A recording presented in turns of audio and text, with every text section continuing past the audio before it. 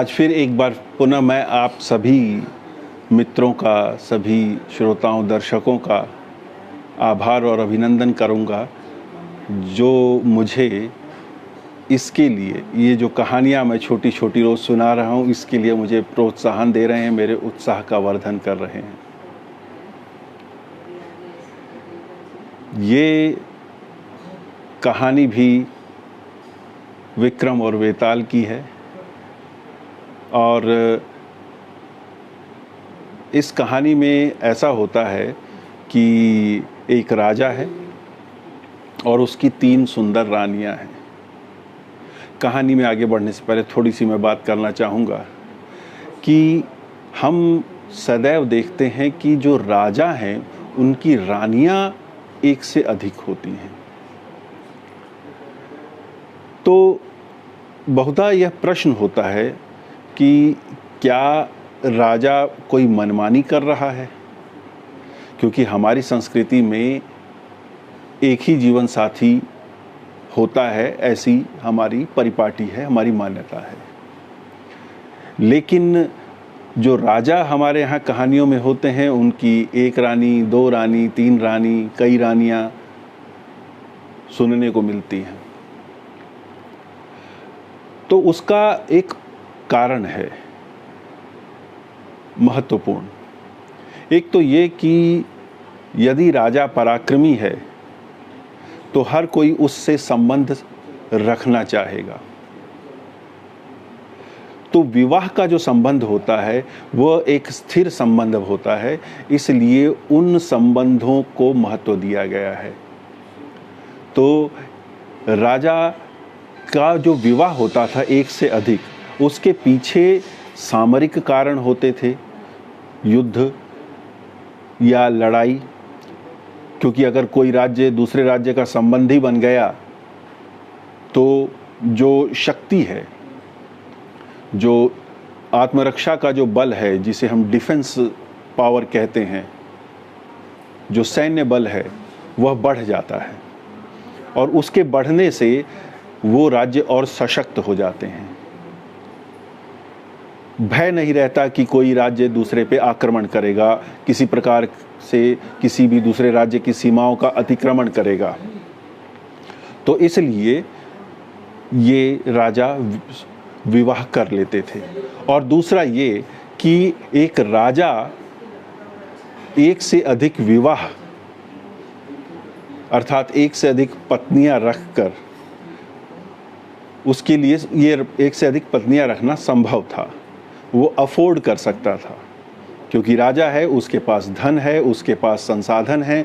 तो जब भी जितनी भी रानियां चाहेंगी उनके हिसाब से वो वस्तुएं, वो सुख, वो वैभव उनको उपलब्ध करा सकता है राजा।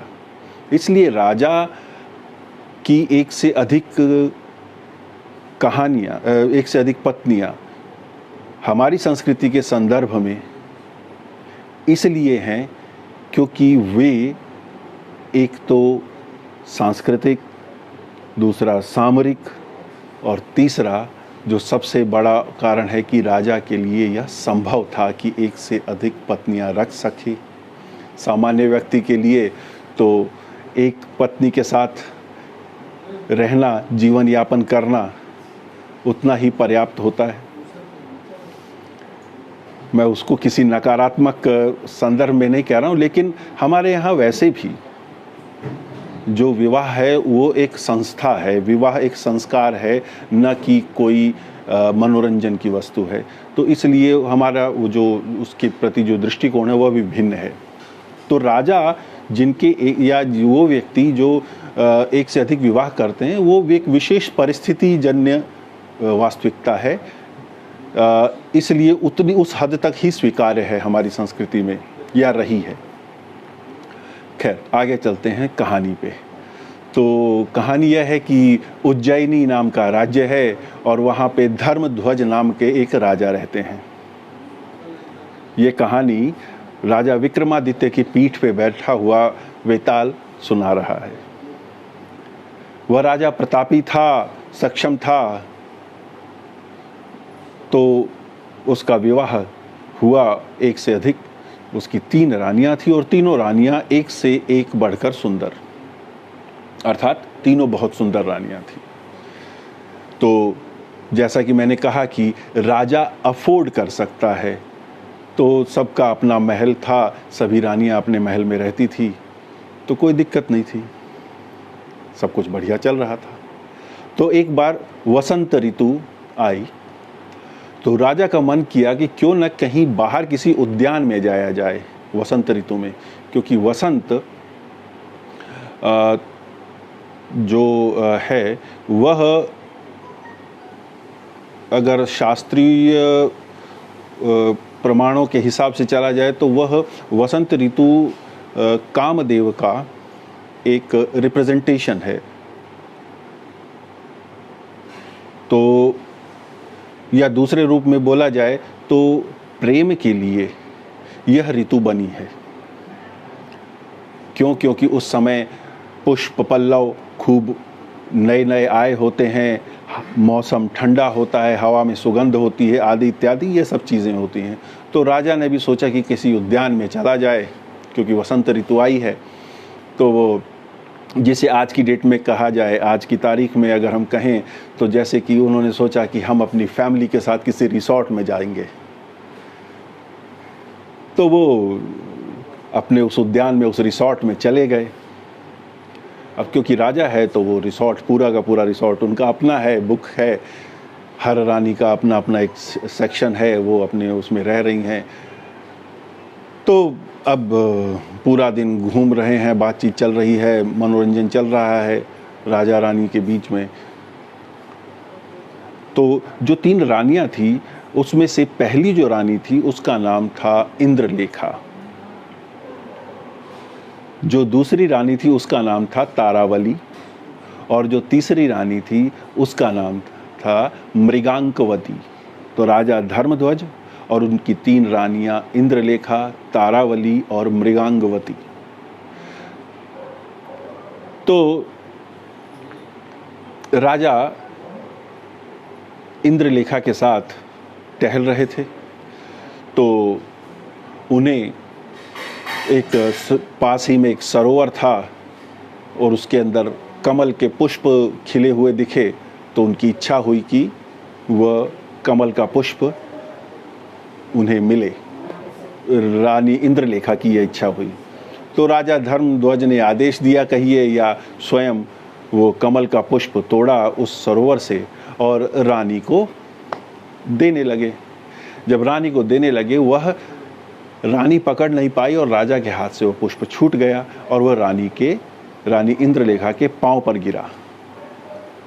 और जैसे ही वह कमल का पुष्प रानी इंद्रलेखा के पांव पर गिरा तो रानी इंद्रलेखा को बहुत तेज पीड़ा हुई। उनके पांव में दर्द होने लगा और वो हाय हाय हाय करके चिल्लाने लगे कि मेरे को तो बहुत पीड़ा हो रही है, ये इतनी तेज से इस पुष्प ने आघात किया मुझ पर। अब क्योंकि वो राजा थे तो उन्होंने तुरंत अपने सेवकों को बुलाया कि किसी वैद्य को बुलाया जाए और ये रानी की सेवा शुश्रूषा की जाए। तो वैद्य आए और उन्होंने जो भी लेप मलहम इत्यादि लगाकर रानी की सेवा इत्यादि करने का, इसमें पूरा दिन बीत गया। तो राजा ने सोचा कि मैं जरा तारावली से और मृगांकवती से मिल के आता हूँ। तो राजा तारावली के कक्ष में जाने लगे तो तारावली को सूचना दी गई कि महाराज आ रहे हैं। तो तारावली, तब तक रात हो गई थी, चांदनी रात थी, बसंत ऋतु थी। तारावली अपने कक्ष से बाहर आई और जैसे ही वह कक्ष से बाहर आई तो जो चंद्रमा की किरणें उनके शरीर पर पड़ी, वो शरीर पर पड़ते ही वो किरणें उनके शरीर पे फफोले पड़ गए तारावली के। चंद्रमा शीतल माना जाता है, चंद्रमा की शीतलता सबको रुचिकर लगती है, लेकिन यहाँ पे चंद्रमा की जैसे ही किरणें पड़ी उसके शरीर पे फफोले पड़ गए और वह तुरंत अपने कक्ष में वापस चली गई। राजा ने देखा क्या हुआ, पता लगा कि वो शरीर पे तो फफोले पड़ गए। उन्होंने पूछा रानी से कि ये क्या हुआ। कहती ये जो चंद्रमा की जो किरणें हैं इन्होंने मुझ पर आघात किया और मेरे ये त्वचा पे फफोले पड़ गए। तो उस समय जो भी रात को फर्स्ट एड या जो भी मेडिकल फैसिलिटी कहेंगे, वैद्य इत्यादि उपलब्ध थे, उससे उनकी परिचारिकाओं से, सेवकों से जो भी उपचार हो सकता था वो उपचार करवाया। अब इसमें काफ़ी शोरगुल हुआ। तो शोरगुल हुआ, जो तीसरी रानी थी मृगांकवती अपने कक्ष से बाहर निकली ये देखने के लिए कि क्या हुआ है। तो मृगांकवती जब बाहर निकल रही थी तो कहीं से दूर पे, चाहे हम ये मान लें कि उस कैंप के अंदर खाना बनाने के लिए धान को कूटा जा रहा था। देखिए आजकल तो राइस शेलर हैं, तो उसमें मशीनों से धान का छिलका निकल जाता है। पहले यह हाथ का काम होता था, बड़े बड़े ओखलियाँ होती थी और बहुत बड़े बड़े उसके मूसल होते थे, मूसल भी कम से कम 5-6 फीट लंबे। तो वो औरतें जो उठा उठा के पटकती थी ताकि वो उसमें से वो छिलका उतर जाए, वो बहुत बल का कार्य था। तो वो धान कूटने की जो आवाज़ आ रही थी वो सुन के वो रानी भी अपने कान पे हाथ लगा के और हाय हाय करने लगी कि मेरे को तो बहुत ज़ोर से दर्द होने लगा है, बहुत पीड़ा होने लगी है। अब राजा वहाँ पहुँचे, पूछा मृगांकवती से क्या हुआ, तो उन्होंने अपनी हथेलियाँ आगे करी और देखा हथेली पे लाल लाल घाव बन गए थे, दोनों हथेलियों पे। तो क्या ये घाव कैसे बन गए?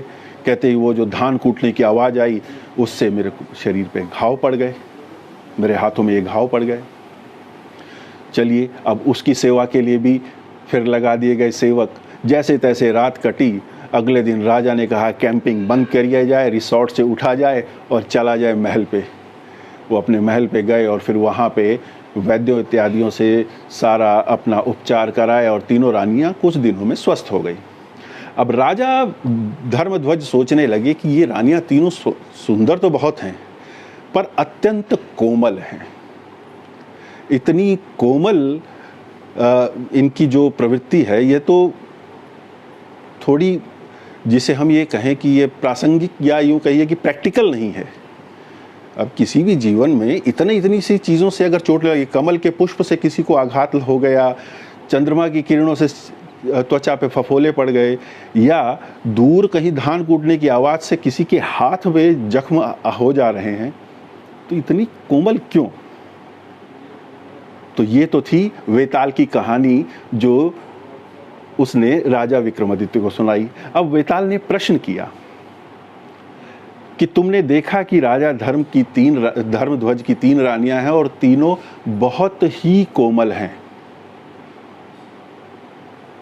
किसी को पुष्प से भी आघात हो जा रहा है, किसी को ध्वनि से आघात हो जा रहा है, किसी को चंद्रमा की शीतलता से भी आघात हो जा रहा है। तो इन तीनों में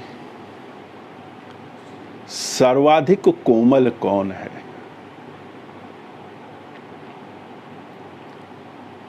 तो राजा विक्रमादित्य का उत्तर था कि इन तीनों में सर्वाधिक कोमल मृगांकवती है, जिसके कानों में धान कूटने के शब्द आए, धान कूटने की आवाज आई और हाथ में घाव पड़ गए। अब देखिए, अगर हम इसको सिर्फ शाब्दिक रूप में इस कहानी को समझें तो यूँ लगता है कि ये क्या बात कही, ये तो कोई बड़ी बात नहीं है कि आपने ये कह दिया कि वो तो शब्द सुने इसलिए घाव पड़ गए, इसलिए यही सबसे कोमल है। कोमल तो वो होगी जिस पे चंद्रमा की किरणें पड़ी, क्योंकि हम 1 मिनट के लिए ये मान लें कि फूल से चोट लग सकती है क्योंकि एक फिजिकल चीज़ है, वो एक भौतिक चीज़ है और उसने उस पर आघात किया। लेकिन जो चंद्रमा की किरण है वो तो शीतलता के लिए प्रसिद्ध है, वो शांति के लिए प्रसिद्ध है, और उससे किसी के शरीर पे जलन के फफोले पड़ जाएं, ऐसा कैसे संभव है? लेकिन फिर भी राजा विक्रमादित्य ने शब्द सुनने से हाथ पे घाव होने वाली रानी मृगांकवती को सर्वाधिक कोमल बताया। अब यहां समझने की बात है, तीनों रानियों को आघात हुए, तीनों को चोट लगी, तीनों ने दर्द महसूस किया। अब देखिए, ये बताता है कि मानव कब कैसे पीड़ित हो सकता है या किसी का व्यवहार दूसरे को कैसे पीड़ित कर सकता है। एक है फिजिकल अटैक, हम किसी के ऊपर भी किसी प्रकार का भौतिक आघात करते हैं, चाहे पुस्तक दे के मारें, चाहे कलम दे के मारें, चाहे थप्पड़ दे के मारें, घूंसा मारें, लड़ाई हो जाए, वो जो फिजिकल अटैक है जिसे कमल के पुष्प के गिरने से इस कहानी में बताया गया है, वो कितना भी हल्का हो, कितना भी बड़ा हो, वह दर्द दे सकता है। कई बार हम किसी व्यक्ति को बड़े प्यार से उसके गाल पे अगर धीरे से थप्पड़ भी मारते हैं तो वो बुरा मान जाता है। अर्थात आघात कितना भी कोमल हो वह तकलीफ दे सकता है। लेकिन यहाँ पे फिजिकल आघात है, ये कहा जा सकता है। जो चंद्रमा की जो शीतलता है वह भी फफोले दे सकती है। हाँ, अर्थात आपके लिए जो शीतल है, आप जिसे सहज समझ रहे हैं, आपके व्यवहार के अनुसार जो सामान्य है, वह दूसरे के लिए उतना सहज हो यह संभव नहीं है।